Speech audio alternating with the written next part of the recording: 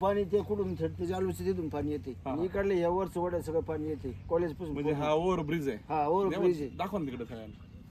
हे 4-5 एकर पाणी खाली येते पूर्ण. पाणी खाली येऊन मग काय होतं इथं येतं आणि आमची फळबाग दरवर्षी. हा या ठिकाणी जे आता नगरचा बायपास केलाय तो हा रिंग रोड आहे.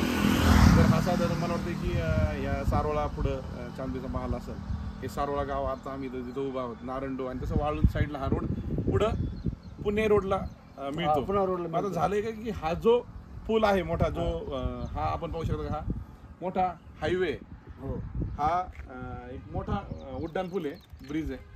तर ह्या ब्रिज वरती पाणी पडतंय पूर्ण रोड पूर्ण वरून पॅक होते. बरोबर म्हणजे यांच्या सांगण्यानुसार ब्रिज वरती पाणी पडतंय ते पाणी मुरतंय आणि डायरेक्ट थ्रूआउट ते पाणी ह्या पूर्ण क्षेत्रात निघतंय. याच्यातून निघतंय खाली म्हणजे याच्या खालून उपळे निघतात पाण्याचे उपळे. आणि मग आता जे सोयाबीन वगैरे किंवा हा जो बाग आहे ते पाण्यासह त्याची माती पण निघून जाते सगळे क्षार निघून जाते. त्यामुळे आता नॅशनल हायवेला आम्ही आज यांच्या तक्रारीनुसार विनंती करणार आहोत.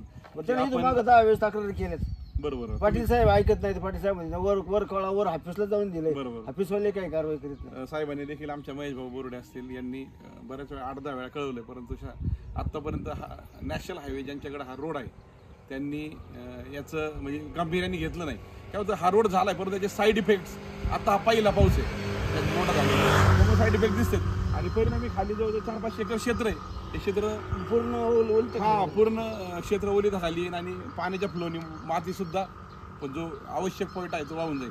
तर आज आम्ही यांच्या माध्यमातून आमच्या महेश भाऊ बोर्डे यांच्या माध्यमातून नॅशनल हायवेला विनंती करतो की आपण लवकरात लवकर जे साईड इफेक्ट आपला आफ्टर त्या रोड केल्यानंतर किंवा ब्रिज केल्यानंतर होत आहे त्या ठिकाणी एक मोठी चारी खोदावी आणि हा रोड जो नॅचरल फ्लो आहे सिमेंट लाईन टाकून हा एक सिमेंट लाईन टाकून किंवा चारी खोदून हे पाणी आपण थ्रूआउट नेऊ आणि खाली नॅचरल फ्लो आहे म्हणजे एक जुना ओढा आहे त्या ओढ्यामध्ये पाईपलाईन सोडू आणि मला वाटतं की जे काही हे आपले 5-50 शेतकरी असतील त्यांची शेत जमीन वाचल. धन्यवाद.